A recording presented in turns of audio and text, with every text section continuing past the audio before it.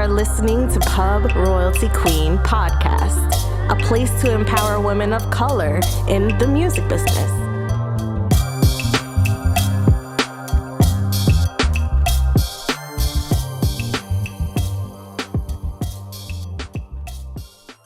Welcome to Pub Royalty Queen Podcast. This is your host, Janisha Jones, back with another special guest. This time we have Kianna Styles. Kianna is coordinator at Alamo Records, representing artists like Lil Durk and Rod Wave. I've had the pleasure of getting to know Kianna as we're both advocates for women of color in the music industry. She just exudes big boss energy, so I knew I had to have her on the show. So without further ado, welcome Kianna to Pub Royalty Queen Podcast. How you feel, girl? Hi, I'm excited. I'm very happy for you to have me today. Well, I'm excited to have you, and I'm very interested in learning more about your story. So thank you for being here. And I'm sure it's going to inspire other women of color to step into their roles out here. So let's just go ahead and dive right in. Tell us about your journey coming into the music industry and what roles led up to you becoming coordinator at Alamo Records. My journey was very different. I always tell everyone, I started on my own. I didn't have any family. I didn't have any friends. I mean, I went to Howard University, so I had a lot of friends there, but at the same time, everybody, we were on the same level in the same grind. So how I started with an internship. I interned throughout my entire time at college. So I did Sirius XM. I wrote for The Source when I thought I wanted to be a journalist. Shout out to The Source. It was, shout out to them. But it's like, I'm a very much more like visual and creative person. And The Source really gets into the nitty gritty of writing articles, and I'm not so wordsy. So I'm like, no, journalism's not for me, but I'm happy I had that experience. I did Sirius. I interned at a studio out in DC, and I took a year off of college, and I interned at Epic Records in the publicity department. So I knew I wanted to be in the label space, but I didn't think I wanted to do publicity. But I was like, okay, let me go back to school. I came from a traditional Caribbean family. My mom and my dad are both from Grenada. So I was like, I have to finish school for my mom, because Epic did have a job for me at the time. But I'm like, let me go back to school and finish. By the time I finished school, the whole entire office of Epic moved to LA. So I was like, oh my God, I don't know what I'm going to do. Oh no. So I graduated. I didn't have a job that entire year after I graduated. That's why I always tell people, you have to be patient when it comes to getting your first big girl or big boy job, because I graduated in May. I didn't work June, July, August. I had an offer for an internship at Atlantic. And then once I got that offer, and I found that from a tweet from one of my friends. They were like, hey, Atlantic's looking for an intern. I'm like, you know what? This is my chance. Let me try to do that. And I was pretty confident that there will be a job offer at the end, because I was like, I'm going to work so hard, because it's been 3 months now with no job. I have to. And then I took the internship, got the offer, and my mom was kind of like, you're not getting paid? What? I was like, no. So it's been super, it was a very rough start, because it's I had no one to even push me and back me, you could do it. So I had to motivate myself. But once I interned there, I did really well.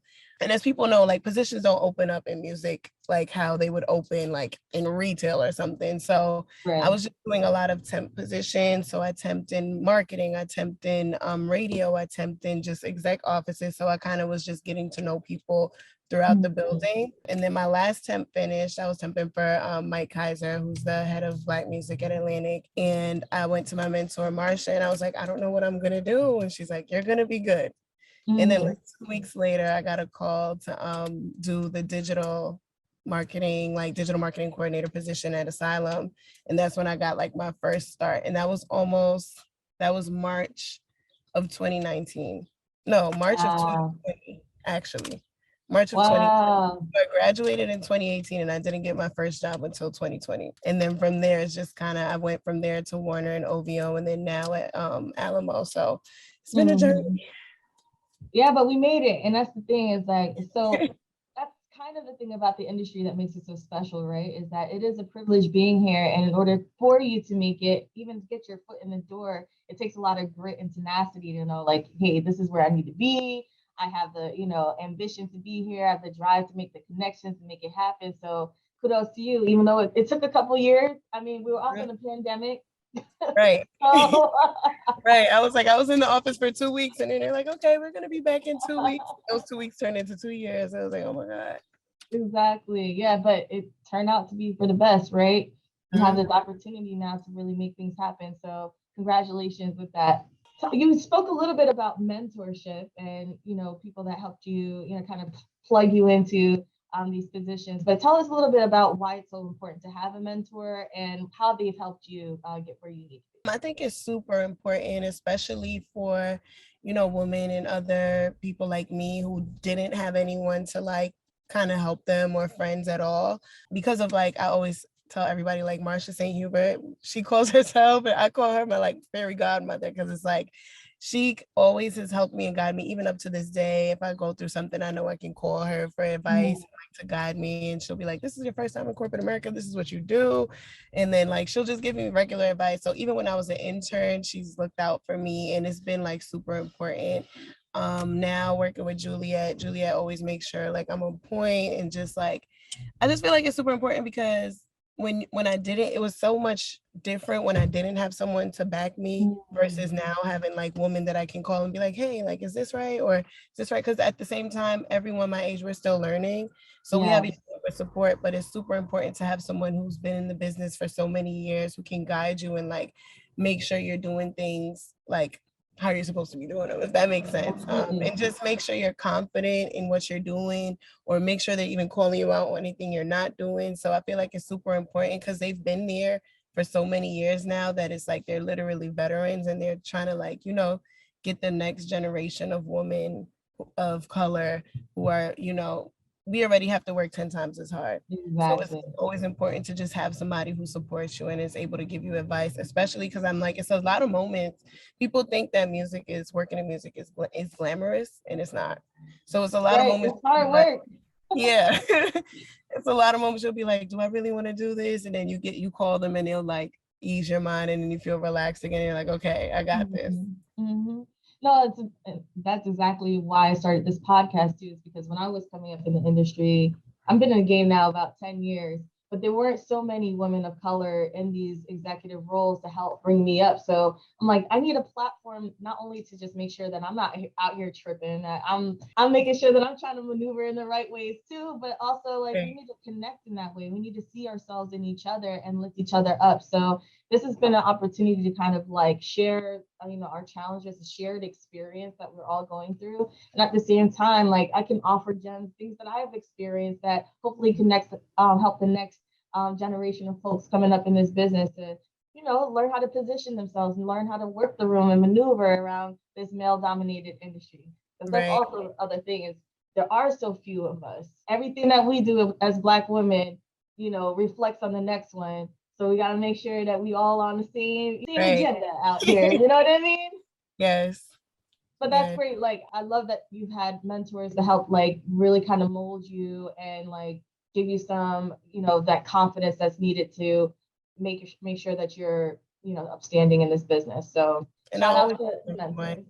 Yeah, shout out to them. And I always tell everyone, because I did a lot of panels during Women's Month, and I was like, my main thing is like every opportunity. And it was kind of crazy because a lot of the other women on the panels were like, they didn't have that experience, but I'm like, every experience I've had was provided to me by another woman in this industry. So I think it's so important to just make those relationships and build those mentorships, because I feel like if I didn't have them, I don't know where I would be today.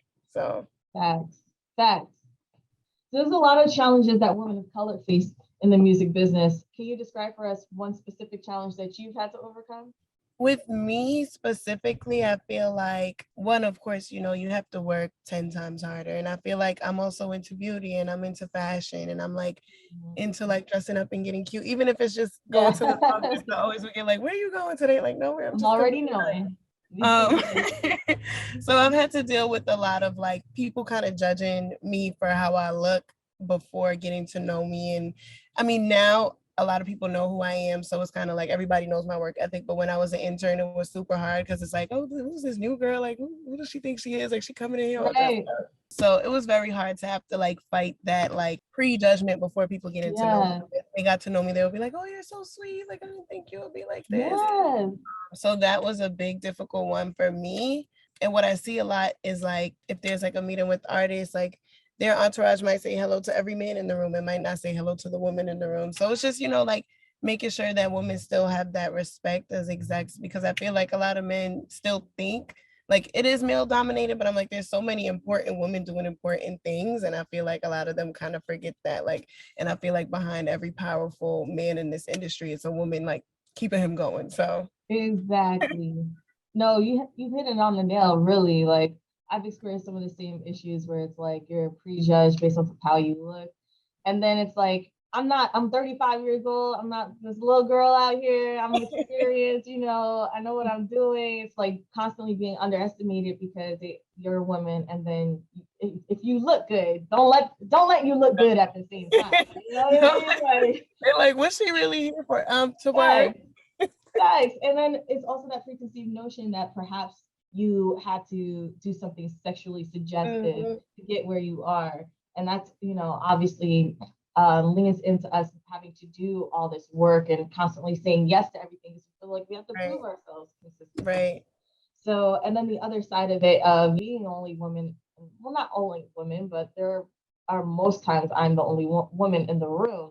So it's like, okay, making sure to your point that they respect my authority, they respect what I'm trying to get done, that I'm not having to like be mansplained to all the time, just like do your job, let me do my job, and Mhm. everything will be copacetic. But yeah, Right. those are some things I've experienced as well. And I know plenty of women are still going through. So it's important for us to speak up for ourselves in those situations, like hold our ground, really like lean into what it is that we're experts in. And don't take no shit from nobody. Exactly. We queens out here, okay? We got this stuff. Exactly. So what would you say was your mama I made it moment? The time that you were headed in the right direction? My first for myself, because I feel like I had to work always in the back of my head. I'm like, I have to make sure my mom knows like this is a real job. Because I'm like, if all my Caribbean friends, all my like Nigerian and African friends, they kind of experience the same things because your parents want Mm. you to do like what they would consider normal jobs, like especially like my Nigerian friends, they'd be like, my mom wanted me to be a lawyer or a doctor, like because even growing up, like I told my mom I wanted to be a singer. She was like, girl, no, you need to do something. Like, okay. Aw, But for me, my moment was when I got the plaque for Sada Baby Whole Lot of Choppas, especially hey. because yes, especially because Nicki was on the remix. So everybody knows I love Nicki Minaj. So I was just like super happy that she was on my first plaque. So, worked a lot of the digital things and I actually did like a few activations myself for that. So that felt like, oh my God, like this is like my first like Yes. kind of like trophy within the industry. Yes. And it was like really refreshing because I'm only like a year and a half into officially having a big girl job. So I felt like, okay, I'm doing the right thing. For my mom, it was when I did one of my panels, she ended up coming. And then when Oh, I got off the stage, she was like crying, like, I'm so proud of you. I'm like, look that's at you so now. Like, endearing. Yes.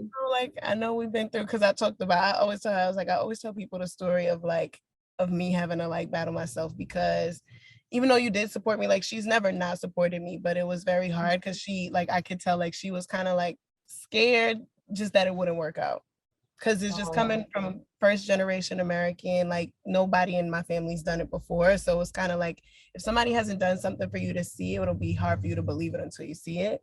true So that that. was kind of the moment where she's like, okay, I see what you got going on. Like completely like you got it, like spread your wings and fly. So I feel like that was like my second like big moment of her saying like she was so proud because that meant a lot Yes. to me. Shout out to moms.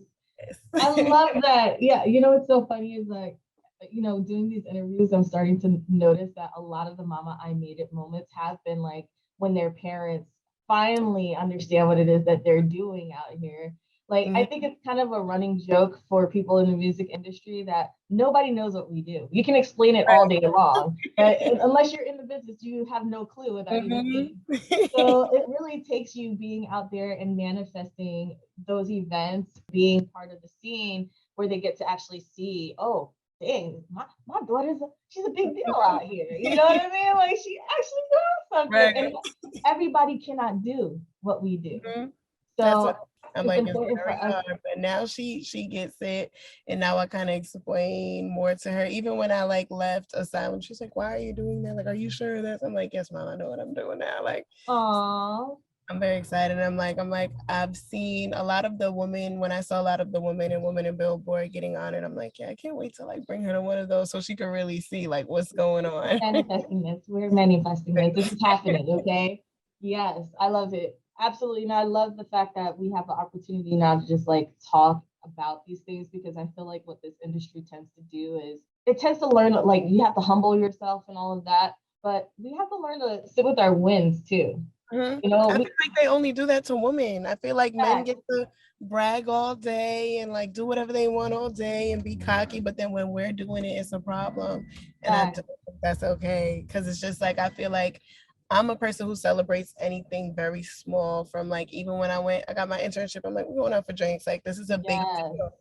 So I yeah, feel like only women get like chastised for like celebrating and being cocky, and then it's like then it starts getting saying like you might be a bitch. Like I'm like that's not even the case. Like, and I feel like it's yes. not for women. It's I hard work. definitely want to change that. Like I put my heart and my soul into this project. You know, I put my heart and my soul into really putting myself in these situations, learning like to network and market myself, which is a huge thing in any Right. industry. Like learning how to market yourself is so important. So the fact that we don't have those spaces and we don't have the chance to just like sit down and take it all in, we're constantly like, oh, what's the next thing? What's the next thing? Yes.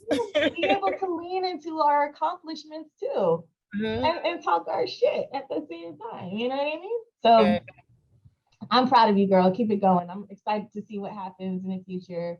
And I know this is just the beginning. So Yes. um, if there was one thing that you could have done different in the industry, whether it was a misstep or mismanagement, or what would it have been, and what would you tell your younger self? I would tell my younger self to honestly be herself.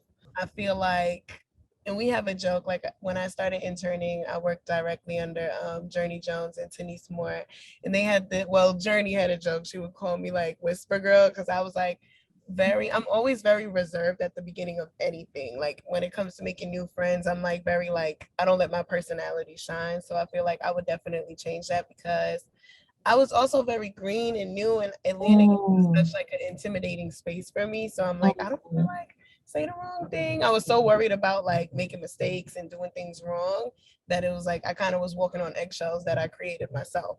So that right. was the only thing I would change is to just like not be afraid to make mistakes because everybody makes them. The execs make Exactly. them. Like it's not a big deal as like you might think it is and be in such a small space. So yeah, I would definitely just be more confident in myself and be more like assertive and like insert myself into more things. I mean, Mm, luckily I was included, but I feel like anybody who might be quiet or like reserved might not if they're like super quiet. Cause I still spoke when I exactly. was like spoken to, but I never like initiated conversation at first. Just because I was like, I wasn't afraid, but I was just like in my head, like just getting into my own head, like what would they say if I say Mm. anything? So yeah, that would be the only thing I would change and tell my younger self is just be yourself and be confident in who you are. Yes.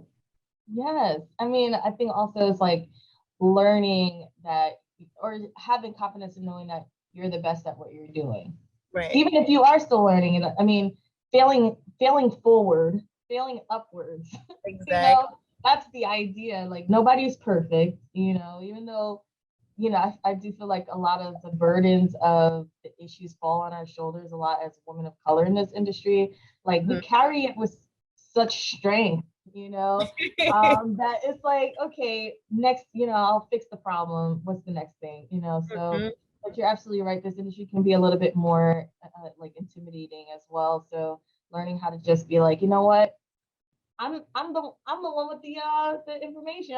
I'm the one that Right. everyone's coming to. Like Right. just to have that confidence and walk into the room with that is so Mhm. integral. So I'm glad that you're coming into yourself and you found your voice, you know, because you Yes, need I that. always say, I'm sorry. I always say, like, I wish I Oh, was who I was now at the beginning of my internship because I feel like my trajectory would have been much faster. But I also feel like mm, it's also a part of the journey and kind of just that, who you are. So I feel like it's an important piece of the puzzle that, to the journey. that's a gem right there. Thank you for sharing that. Of So course. what would you say is your end goal? I know this wasn't one of the prep questions, but I'm curious. Like, where do you see yourself in 5, 10 years from now? I always try to think about this, and this is so crazy because I always have this conversation with like my colleagues. Like, I'm like all of the older, I feel like OGs, like I'm like they already have like their end goal. I'm like, but I always try to think about like what's the future gonna look like for like us, like third generation, like music industry execs, because everything changes so fast and like everything is like so. I'm like back in the day, it was like 20 people who worked in the music industry. Today it's hundreds. Right. But for myself, I definitely, where I see myself is like, I started going into A&R, so I definitely want to have my own artists that, you know, that I'm super passionate about and are super talented. And I believe in like old school A&R of like developing like a star versus like an overnight TikTok sensation. So I want to have like my own artists, but I also want to market them as well. So that would be like in the next 5 years of just like kind of like running that area of like developing superstars and marketing them as well. In the next 10 years, let's see, maybe like calling the shots. So like big boss energy. Like, yes. Like a mini Juliet almost. Everybody always says that like mini Yes. Juliet, just getting to that point of like COO of like, okay, this is the vision for the label. So you guys make it happen and kind of just nurturing the next generation of execs. I feel like that's super important. Amen. I'm here for it. Can't wait to see it. Because I feel like you have a lot of that, like that drive. You have the passion that it takes to do it. So I'm excited. Thank you. There are a lot of misconceptions about women of color in this industry. And I know we touched on a couple of them, but what have you seen has been women of color been portrayed as? A lot of times I'll hear a lot of things about certain women like, oh, you're working with her, like she's a bitch or she's mean or like she's like just like not good things. And then when I meet these women, they end up being like some of the most amazing women in my life, which is just like when I still meet people to this day, they're like, how is working with this person? Like I'm like, it's great. Like it's amazing. Yeah. Because I feel like people like, and I feel I'm learning to not be so nice because I'm a very, very nice person that I think sometimes it just gets taken for like you can walk all over someone who's so nice, especially in the industry. And you know, men take it as like, oh, if you're being friendly, like, oh, I can like shoot my shot. Like, no, that's not it. So I feel like with them, they learned that back in the day before there was like HR and all that stuff to regulate. Exactly. And so I feel like people translate that into like you being a bitch because you're stern. And of course, the great Nicki Minaj said it like, because I know what I want and like because I demand what I want and I'm very like strict and stern with it, you say I'm a bitch. But if like Lil Wayne said it, he's a boss. Like he's boss. Right. Like it's not fair to us to like to have to be so criticized and like everything we do, I feel like is under like a magnifying glass. And they're not like that with the men. It's so true. No, you're absolutely right. I feel like that too. I hate that. I hate it so much because I feel like it's not fair. And I feel like anytime I hear somebody call like someone else like a bitch or she's mean, I'm like, okay, that means she's a boss and she knows what she's doing. Right. Like I don't ever take she set a like, standard and boundaries for herself, and that makes you uncomfortable. Okay, but she's still gonna get what she wants because now she's very assertive with what her position is and what she deserves, and she's not gonna settle for less. Exactly, and I'm like, I know if she calls to get something done, it's gonna get done, versus somebody where I might have to call like 3 or 4 times because she's not gonna say nothing about it. Like, so I feel like I'm like now developing into like being that like stern personality. It's so hard for me to be mean. I feel you. No, it's like it's a balancing act because on one hand you have to have soft skills when you're dealing with people, especially if you're trying to if you're trying to persuade people to buy into whatever it is that you're selling. You have to be a personable person. Nobody wants to approach a bitch. Nobody wants to approach somebody who's mean mugging all day. Like, you know what I mean? You gotta seem like approachable, you know, right. And then, but still you can do that and say, you know what, this situation doesn't really work for me, or, hey, what you did, that doesn't really sit well with me, so I'm just gonna back away from that. Or, hey, I already told you that this is not what I'm about, and you just keep pressing me on it. Okay. I can't tell you the amount of times I've had to do that. Like, it's so crazy. Exactly. So crazy. And you're right. Women do tend to have to do that, that double dutch where you're like, do I say something? Do I just hold back? But no, at this point, especially like at my age, like I really don't Right. I don't even care anymore. Like, I don't care if you like me. That's what I really don't. I'm literally getting to that point now. I was just having this conversation yesterday with my friend Malcolm in the office. He's like, this is an industry where you have to be okay with people like not liking you. And I'm like, oh my God. Especially when you're It pretty. doesn't even matter. Yeah. Especially when you're pretty. Hmm. Everyone will have something to say. Yeah. So it's just like, you know what, I'm just gonna do me. And Yeah. whoever this is for, this energy is for, they get the best of me. You know what I Hmm. mean? And then the people that want to see what they want to see, it's not my problem to fix that. Exactly. They still gonna see me at the top, so it is what it is. Exactly. But yeah, keep shining, girl. Don't let nobody dim your light and continue to just like exude it because I see it. I see it. In what ways can women of color advocate for themselves and each other in this business? I feel like in every way, I feel like it's so important because in reality, not every woman in this industry is supportive. A lot of them will be like gatekeepers or haters or like not happy to see like a young woman shine. I've had it happen and like throw shade and like be mad kind of because a lot of women, not a lot, a very few women who grew up, of course, I always say in the Def Jam era, because I feel like in order to be an exec, you have to graduate from Def Yeah. Jam University. So I feel like growing up in that era of when hip hop was really hip hop and there was no real regulation and it was kind of like a hazing process. And I feel like a lot of women still kind of hold on to that like animosity and kind of Mhm. expect, the new generation, like the millennials, if they don't like a job, they're leaving. They don't care. Facts. They don't like And that. that's They want on you to like period. fight through it and be miserable. Like it's crazy.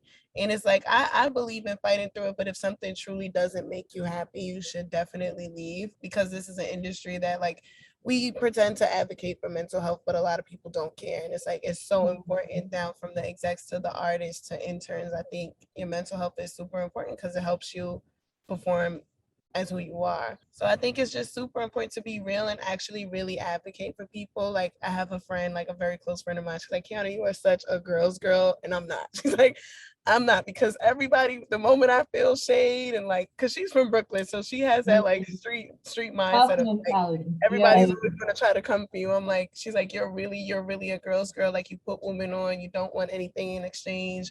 You give advice to other women. And I'm like, I want there to be more of that because it's just important. And Yeah. you don't lose anything from doing that. Facts. You There's gain more. And it's like I strongly believe in God. And it's like the more you put out, the more you're gonna get blessed. So it's just like yeah.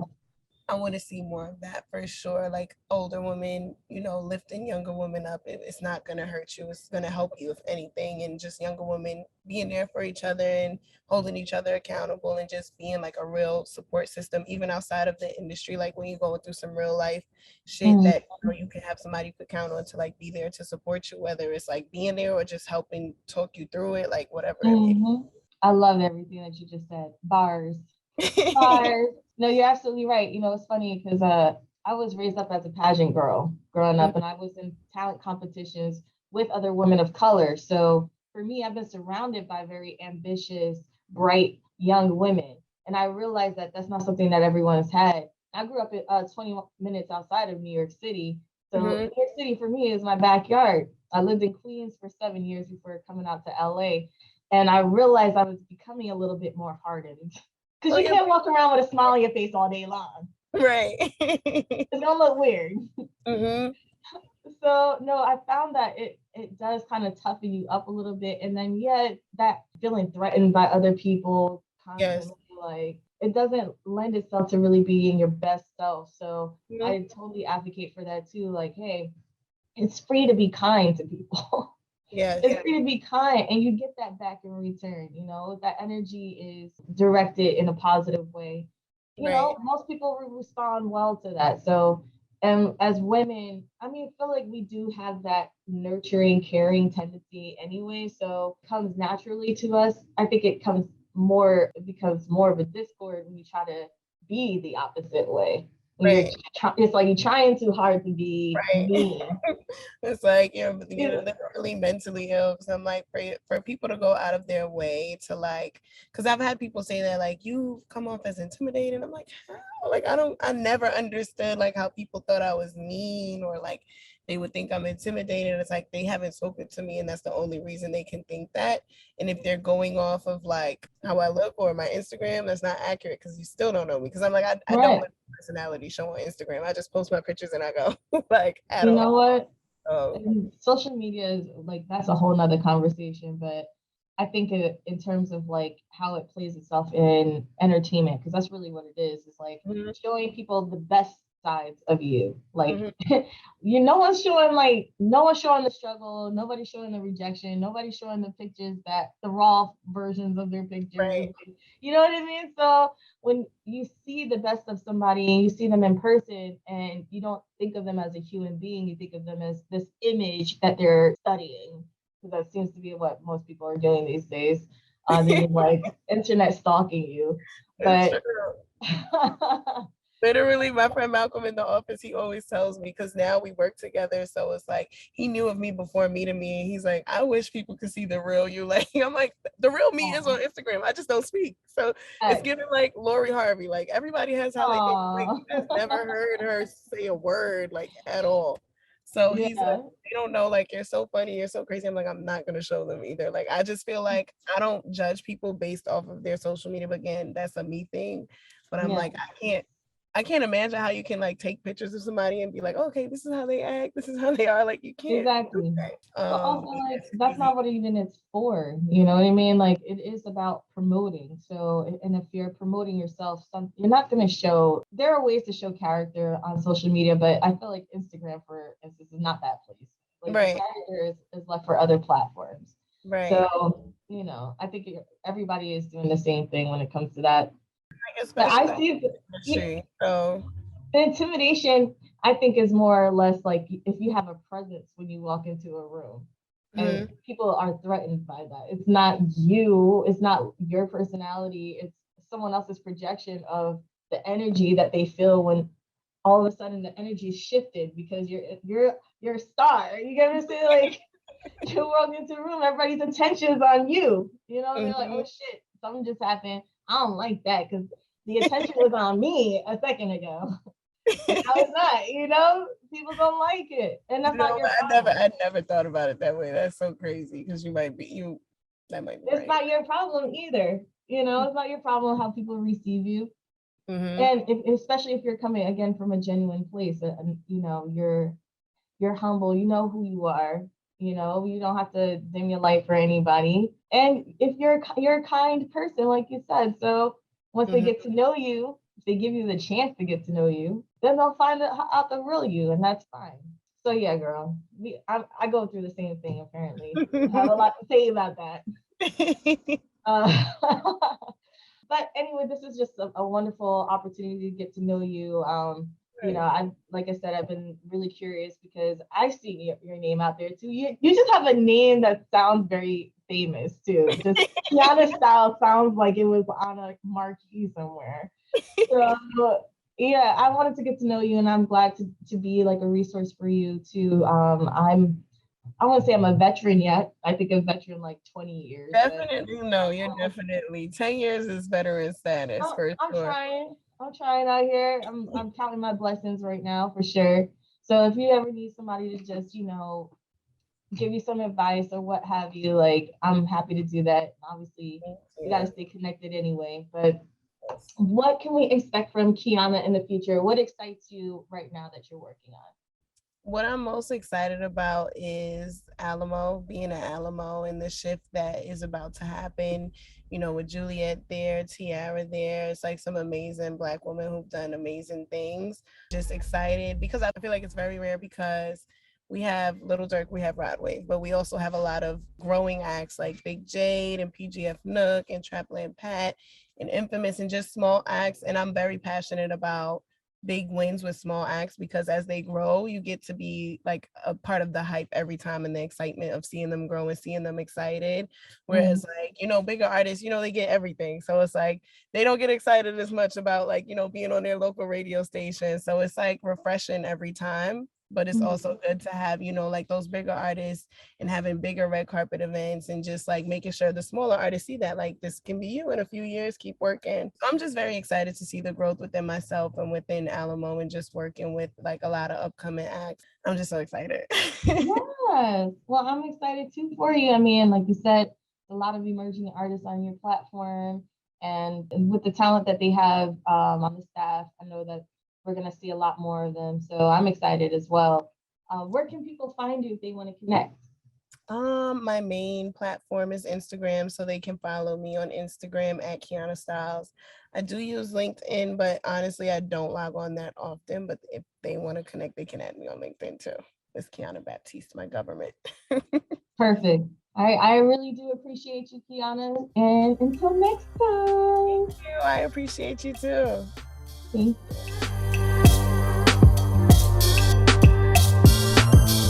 Remember, stay positive, inspired, and true to yourself. Go out there and kill it. Thank you for listening. We'll see you next time on Pub Royalty Queen Podcast.